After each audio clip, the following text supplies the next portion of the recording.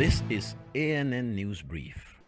The biggest political party in Tunisia, the Ennahda Islamist movement, has named that its co-founder, Abdel Fattah Moro, will be its candidate in September's presidential election.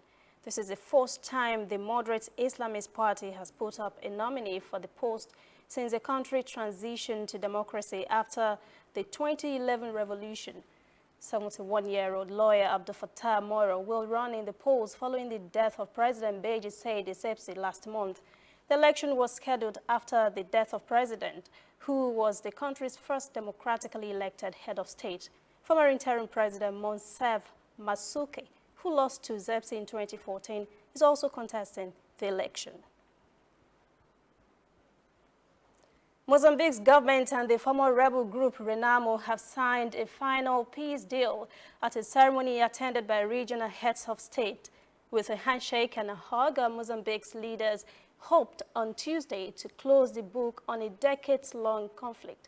The agreement announced last week follows months of negotiations 27 years after the civil war ended. President Filipe Nyusi and Renamo leader Ousufo Momadi smiled broadly and embraced after signing the deal, which brings a permanent end to hostilities and constitutional changes, as well as the disarming and reintegration of Renamo fighters into the security forces or civilian life. Analysts say the new accord offers the best hope yet for a lasting solution to the conflict.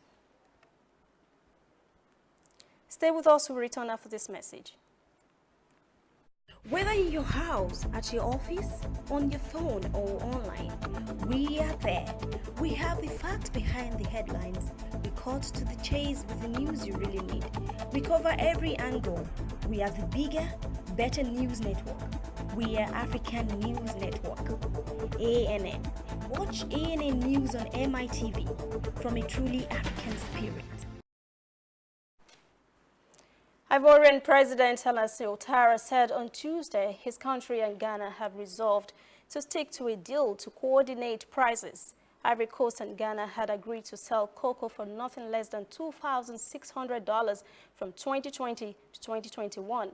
The two West African neighbors joined forces in June to impose a floor price $2,600 per ton for cocoa and a live income differential of $400 per ton. Ouattara said in his televised address he wanted the guaranteed price for farmers to return to 2015 levels. He also said cocoa price will be raised in October. The move is a dramatic change from only a few weeks ago when in July, Ghana and the Ivory Coast had given in to pressure from the global chocolate industry and lifted a month-long ban on cocoa sales that was meant to push international buyers to accept a $2,600 per ton minimum agreement. At the time, the two countries settled for a fixed premium price under which farmers in Ghana and the Ivory Coast would get $400 premium for every ton of cocoa beans they sell during the 2020-2021 harvest season. Ghana is the world's second largest cocoa exporter.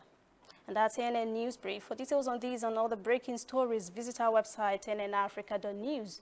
Conversation continues on our social media platforms, Twitter, Instagram, and Facebook at ANN Africa TV. I'm Lucy Adeyemi.